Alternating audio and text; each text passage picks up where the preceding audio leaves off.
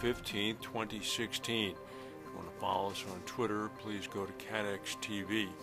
Normally April 15th in the United States is the day the income tax is due. However, there's a holiday in the District of Columbia today, so the date has been pushed back to Monday, the 18th.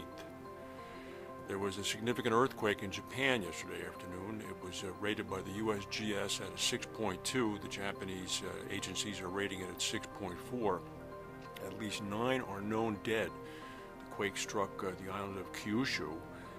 At least 1,000 are injured. A number of collapsed buildings have been seen. According to Applied Insurance Research, approximately 5 million people live within more than 8 million people live within 60 miles of the epicenter of the quake. The Shinkansen bullet train service was briefly stopped because the trains had lost power. The Kyushu Electric Power Company is reporting that some 15,000 households remain without electricity.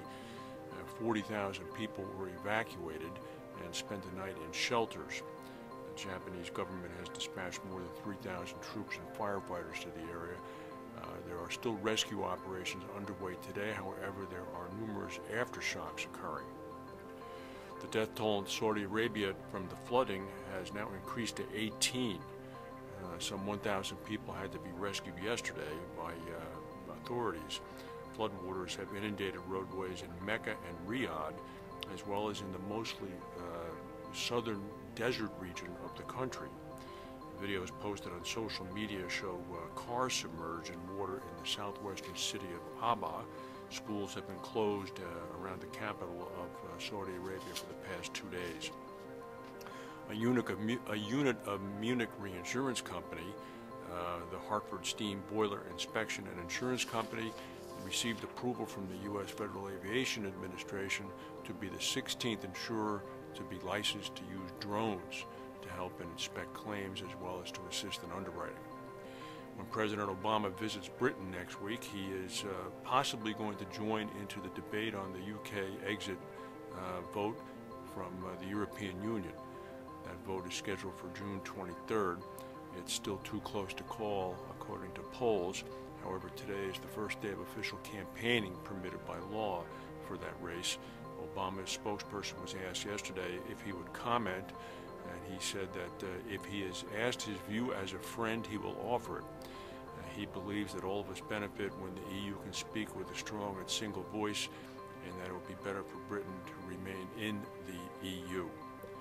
Colorado State University scientists Philip Klotzbach and William Gray have come out with their annual hurricane estimate for Florida. They predict that the 2016 Atlantic hurricane season will see near average activity after 2 years of calling for below average activity.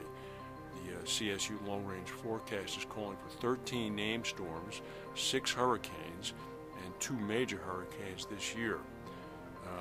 The median of their forecasts for the median in actuality since 1981 to 2010 has been 6.5 hurricanes and 2 major hurricanes, so they're just about spot on. Their forecast contrasts with predictions last week from Aon's Tropical Storm Risk Unit for a below average season.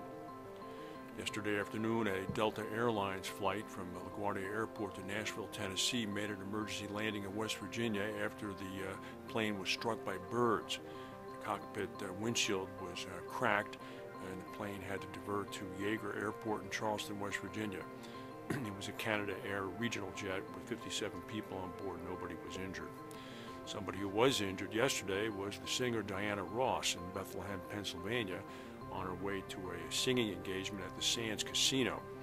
Her limousine was involved in a crash with a SUV driver who ran a stop sign. Miss Ross, who is a member of the Rock and Roll Hall of Fame as a member of the Supremes, went ahead and performed as scheduled for her concert last evening. She did complain of neck and head injuries. Miss Ross is 72 years old. And of course, in Lloyd's today, there's a little bit of a recognition that it was 104 years ago today that the Lutine bell was rung, signifying the loss of the ship Titanic. The Titanic sunk at 2:20 a.m. on April 15, 1912, with the loss of some 2,200 lives. and it struck an iceberg 2.5 hours before sinking. The ship was the largest and most luxurious liner ever built. It had sunk on its maiden voyage across the Atlantic. It was 883 feet in length from stern to bow. That's the news for today. If we have any breaking news, we'll come back and tell you. Have a pleasant weekend. Thank you for watching, and we'll see you Monday.